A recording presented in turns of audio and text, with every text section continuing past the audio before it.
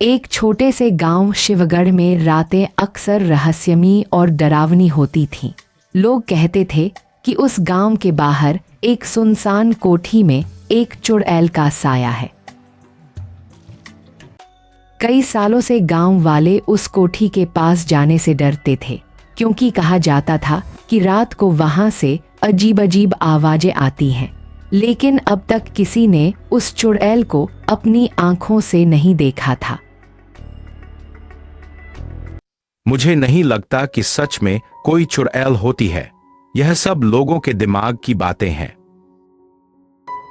अर्जुन, ऐसे मत बोल। मेरे बाबा की कसम, उन्होंने खुद काले बालों वाली किसी परछाई को उस कोठी के आसपास देखा था। मैंने भी रात को सफेद साड़ी में किसी को कोठी की बालकनी पर देखा था। गांव की ओर से बहुत डरावनी चीख सुनाई देती थी। अर्जुन, सूरज और रमा तीनों दोस्त थे। एक दिन अर्जुन ने तय किया कि वह सच जानकर रहेगा। उस रात वे दोनों अपने दोस्तों के साथ कोठी की ओर निकल पड़े। अगर आज सच में वहां कोई है तो हम सब देखेंगे और सबूत लेकर ही लौटेंगे। हाँ, लेकिन ज्यादा शोर मत करना। अगर कुछ दिखे तो तुरंत भाग आना। मुझे तो बहुत डर लग रहा है। प्लीज जल्दी चलते हैं, यहाँ बहुत अंधेरा है। कोठी के आसपास गहरी चुप्पी थी। हवा की सरसराहट और पेड़ की शाखाएं भी अजीब सी आवाजें कर रही थीं।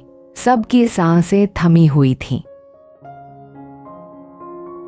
देखो, वहां खिड़की पर कोई छाया है। वह हमें देख रही है। इसकी लाल आंखें चमक रही हैं। क्या वो चुड़ैल ही है? अर्जुन, हमें लौट जाना चाहिए। उस परछाई ने अचानक अंदर से खिड़की थपथपा दी और एक ठंडी हवा का झोंका चल पड़ा। हमें भागना चाहिए या वहां जाकर देखना चाहिए। मुझे तो अब सच में डर लग रहा है।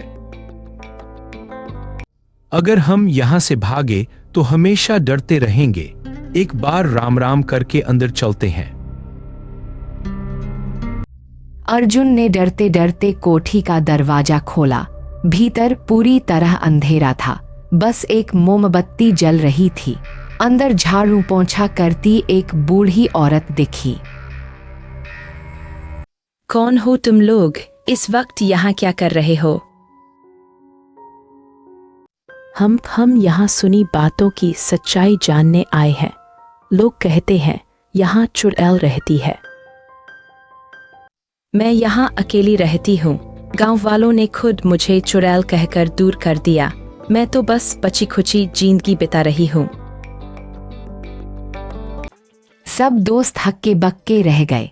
असल में गांव वालों को उसकी झुकी कमर और सफेद बालों से डर लगने लगा था और उन्होंने उसे चुड़ैल मान लिया। तो क्या सभी बातें झूठ थीं? क्या आप सच में हमें कोई नुकसान नहीं पहुंचाएंगी? बेटा, मैं तुम्हारी दादी की उम्र की हूँ। मैं बस सबके लिए दुआ करती हूँ। नुकसान पहुंचाने का तो सोच भी नहीं सकती। हम सभी ने आपको गलत समझा। माफ कीजिए दादी, हम भी डर के मारे ही यहाँ चले आए थे। कोई बात नहीं बेटा, डर इंसान को गलत सोचने पर मजबूर कर देता है।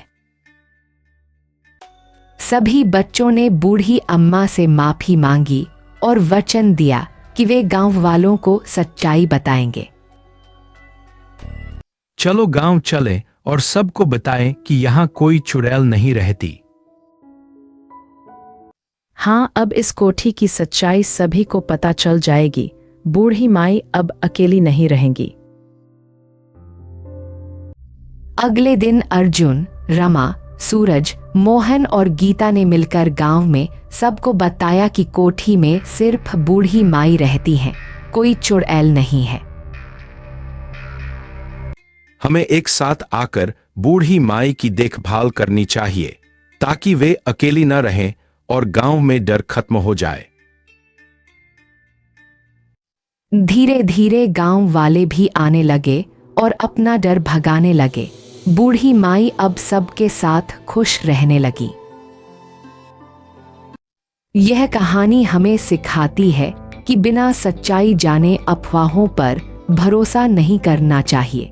कभी कभी सच्चाई हमारे डर से बहुत अलग होती है।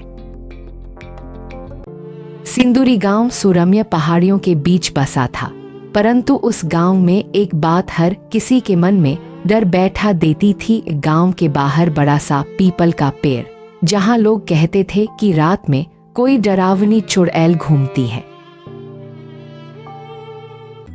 गांव के लोग उस रास्ते से अंधेरा होने के बाद कभी नहीं गुजरते थे। एक दिन किशन और उसकी छोटी बहन सीमा खेलते खेलते गांव से दूर चले गए। सीमा, देखो ना कितना सुंदर शाम का मौसम है। हम पेड़ के पास तक चलकर आते हैं, मां को पता भी नहीं चलेगा। हाँ भैया, लेकिन मुझे थोड़ा डर लग रहा है। दादी कहती थी कि उस पेड़ के पास चुड़ैल रहती है। अरे दादी की बातें मत मानो, आजकल कौन सी चुड़ैल होती है। चलो, तुम्हें डरना नहीं चाहिए। दोनों भाई बहन हंसते कूदते पीपल के पेड़ के पास पहुंच गए। अचानक एक अजीब सी ठंडी हवा चलने लगी। आसपास पूरी तरह सन्नाटा छा गया। भैया देखो, वहां पेड़ की डाली के पीछे कोई परछाई दिख रही है। कहीं वह चुड़ैल तो नहीं है? सीमा, चुप रहो। शायद ये सिर्फ हमारा वहम है, लेकिन चलो हम यहां से वापस चलते हैं। दोनों वापस मुड़ने ही वाले थे कि पीछे से सरसराहट की आवाज आई और एक सफेद साया पेड़ के पीछे से निकला। वह थी गांव की डरावनी चुड़ैल। कहाँ जा रहे हो बच्चों, इतने जल्दी? क्या तुम मुझसे मेरा नाम पूछोगे नहीं? भैया, मुझे बहुत डर लग रहा है। भूत भूत। डरो नहीं बच्चों, मैं तुम्हें कोई नुकसान नहीं पहुंचाऊंगी। मैं बस बहुत अकेली हूं। अगर तुम हमें नुकसान नहीं पहुंचाओगी तो इतने सालों से लोग तुमसे क्यों डरते हैं? सालों पहले मैं इसी गांव में रही थी, मगर सब मुझे गलत समझ बैठे। अब मेरी आत्मा यहीं भटकती रहती है। काश कोई मेरी बात समझ पाता। तुम सच में डरावनी नहीं लगती, बस तुम्हें अकेलापन महसूस होता है। क्या हम तुम्हारे दोस्त बन सकते हैं? अगर तुम दोस्त बनोगे तो मेरी आत्मा को सुकून मिलेगा। क्या तुम मेरा एक काम कर सकते हो? बताओ, तुम्हारा कौन सा काम है? अगर हम कर पाएंगे तो जरूर करेंगे, लेकिन इसके बाद हमें घर भी जाना है। मेरी पुरानी यादें गांव के कुएं में छिपी हैं। वहां मेरा एक लॉकेट गिर गया था। अगर वह मुझे वापस मिल जाए तो मेरी आत्मा को शांति मिलेगी। किशन और सीमा थोड़ा डर के साथ लेकिन हिम्मत जुटाकर गांव के पुराने कुएं की ओर बढ़े। वहां गहरी अंधेरी रात थी और कभी कभी अजीब सी आवाजें भी आ रही थीं। भैया, क्या हमें सच में कुएं के पास जाना चाहिए? मुझे तो बहुत डर लग रहा है। डरना मत सीमा। अगर ये चुड़ैल सच में शांति चाहती है तो हमें भी मदद करनी चाहिए।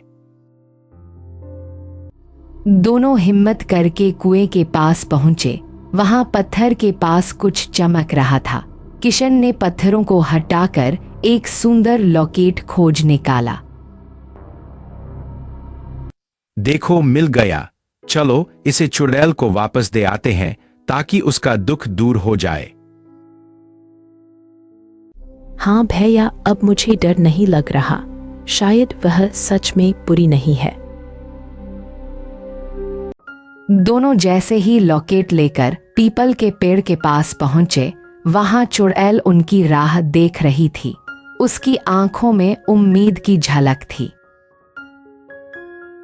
धन्यवाद बच्चों, तुम दोनों बहुत बहादुर हो। मुझे अब शांति मिल गई है। अब आप किसी को डराओगी तो नहीं? क्या आप अब हमें देख सकोगी? मेरी आत्मा अब मुक्त है और मैं अब गांव वालों को डराऊंगी नहीं। तुम दोनों ने मुझे मित्रता और दया का मूल्य सिखाया है। धीरे धीरे चुड़ैल की आत्मा रोशनी में बदल गई और हवाओं के साथ गायब हो गई। पूरा गांव फिर से खुशहाल हो गया। भैया, मुझे अच्छा लग रहा है कि हमने किसी की मदद की। अब मैं चुड़ैलों से नहीं डरूंगी। सही कहा सीमा। अगर मन में दया और सच्चाई हो तो हर डर दूर हो सकता है। सिंदूरी गांव के लोग अब पीपल के पेड़ से नहीं डरते थे। किशन और सीमा की बहादुरी गांव में मिसाल बन गई। कभी कभी अजनबी से भी दोस्ती करने से बड़े चमत्कार हो सकते हैं। हर किसी के मन में दया होनी चाहिए। इस कहानी से हमें सीखना चाहिए कि डर को समझना और सच्चाई के साथ उसका सामना करना जरूरी है।